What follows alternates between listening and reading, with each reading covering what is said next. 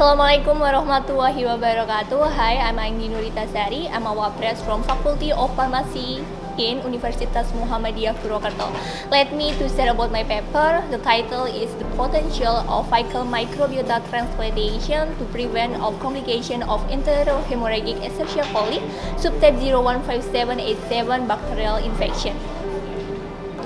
We know that infection is a major cause of disease in the world. Infection can be caused by bacteria. Example of some bacteria that can cause infection such as Enterohemorrhagic Escherichia coli subtype 015787.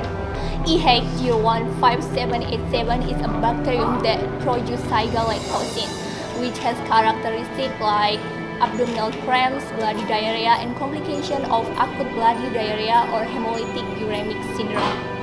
Zyga-like toxin is produced will bind to endothelial cells and then allow absorption into the blood vessel and the spread of the toxin of several other organs including the kidney, so that causing hemolytic uremic syndrome.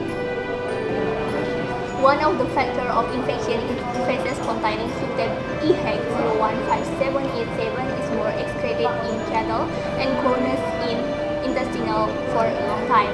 Zyga-like toxin can enter the human body through beef and milk, which is feces contaminated from the environment. In the treatment of EHEC infection, antibiotic use is not effective in reducing symptoms or risk of complication of EHEC infection, but it can increase the risk of hemolytic uremic syndrome. Therefore, antibiotic and anti-diarrhea medication should be avoided in the treatment of EHEC infection. The purpose of this paper is to determine the potential of fecal microbiota transplantation in preventing complications of EHEC infection by reconstructing the composition of the normal flora and restore metabolic balance.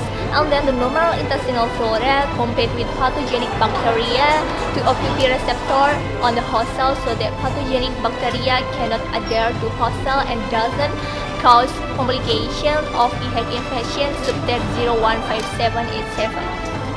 Okay, the previously report data say that in the 1983 FMT to treatment of recurrent Clostridium difficile infection, and then in the 2010 reported that it's effective even in the patient with CDI caused by strain NAPI, and then in the 2011 a total of 325 cases have been treated with FMT or CDI with a cure rate average 91%, and the last one in the 2012 reported the result of a retrospective multi-cancer study follow-up of the patient FMT or CDI.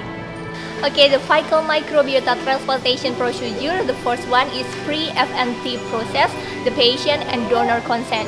So we have to complete FMT less than 2 weeks after donor screening, and we have to terminate antibiotic 1 until 3 days prior to the transplantation for the patient, and then we have to treat for vancomycin hydrochloride capsule about 250 mg every 8 hours starting 4 days prior to the transplant procedure, and we have to giving omeprazole at night and in the morning before transplantation. Okay, the second one is stool processing. We have to choose a stool specimen weighing 13 grams at 50 until 70 ml with 0.9 NaCl and homogenize the sample in a blender for 2 until 4 minutes until smooth sample. And after that, we have to filter the sample and we can get stool suspension. And after that, enema prepare total of 25 ml of stool suspension already in filtration inserted into the body through the rectum using in enema method.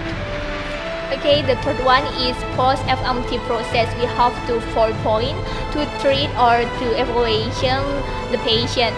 The first one is giving loperamide or antidiarrheal immediately post-FMT, and the second is avoid excretion of the FMT donation for less than 4 hours, and the third is bed rest as long as possible post-FMT until the next day, and the fourth is standard post-procedure dietary instruction. Okay, that's the explanation about my paper. Thanks so much for your attention. I'm Anggi Nuritasari in Faculty of Pharmacy in University of Muhammadiyah Purwokerto. Wassalamualaikum warahmatullahi wabarakatuh.